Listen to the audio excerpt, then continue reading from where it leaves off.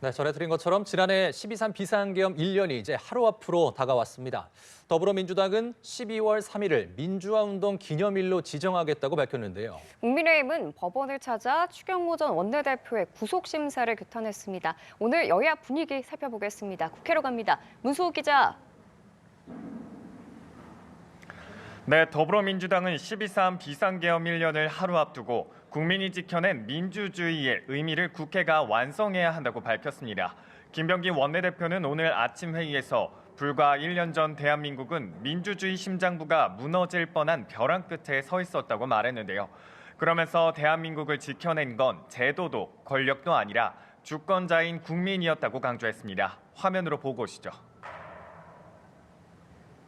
국회는 민주공화국을 지켜낸 마지막 방파제가 됐습니다. 우발적 저항이 아니었습니다. 민주국가의 근본을 지켜내겠다는 국민적 결단이었습니다. 특히 김 원내대표는 12월 3일을 민주화 운동 기념일로 지정하는 법을 개정 착수하겠다고 했는데요. 국민이 지켜낸 민주주의를 국가의 이름으로 또렷이 새기겠다는 취지라고 설명했습니다. 그간 국민의힘 지도부는 대여 투쟁에 집중해왔죠. 오늘도 서울중앙지법을 찾아 추경호 전 원내대표의 구속심사에 대한 규탄 대회를 열었습니다. 추 전 원내대표의 구속 여부가 앞으로 국민의힘의 향후 행보를 좌우할 변곡점이 될 것이기 때문입니다. 국민의힘은 추 전 원내대표에 대한 영장심사를 계엄 1년에 맞춘 건 정략적이라며 당연히 기각돼야 한다는 입장입니다. 추경호 대표한테 계엄 해제 의결을 반대했다는 혐의를 씌웠는데 도저히 있을 수 없는 일이라고 생각하고요.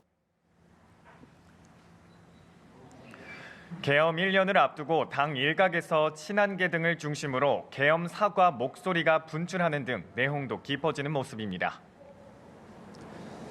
내일 정치권의 움직임도 미리 살펴보도록 하겠습니다. 국회에서는 다크 투어를 비롯해 여러 행사들이 예정돼 있죠.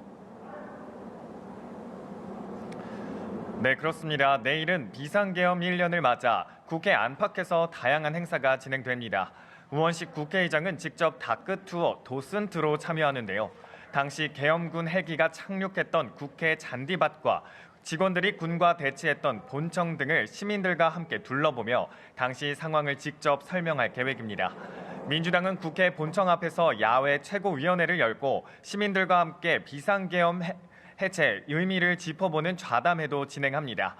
또 당 지도부는 조국혁신당, 진보당 등과 함께 시민단체가 주최하는 시민 대행진 행사에도 참석합니다.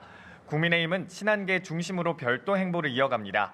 한동훈 전 국민의힘 대표는 계엄 해제 당시 국회로 진입했던 국회 도서관 쪽문에서 기자회견을 열고 친한동훈계 의원들은 계엄군 헬기가 착륙했던 국회 운동장에서 계엄 사과 백합꽃 릴레이 행사에 나섭니다. 네, 또 오늘은 국회 예산 처리 시한인데 여야가 당일에 극적으로 내년도 예산안에 최종 합의를 했네요.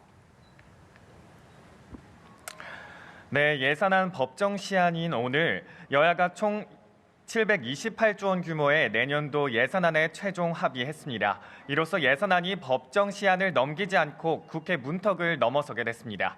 예산안이 법정 시한인 12월 2일 이내에 처리된 건 국회 선진화법 시행 첫 해인 2014년과 2022년에 이어 이번이 세 번째입니다. 우선 전체 예산 규모는 그대로 유지됩니다. 대신 불필요한 예산 약 4조 3천억 원을 줄이고 그 재원을 꼭 필요한 곳에 다시 배분하기로 했습니다. 세부적으로 보면요. 이재명 정부의 핵심 국정과제인 지역사랑 상품권과 국민성장펀드 예산은 원안대로 유지됐고요.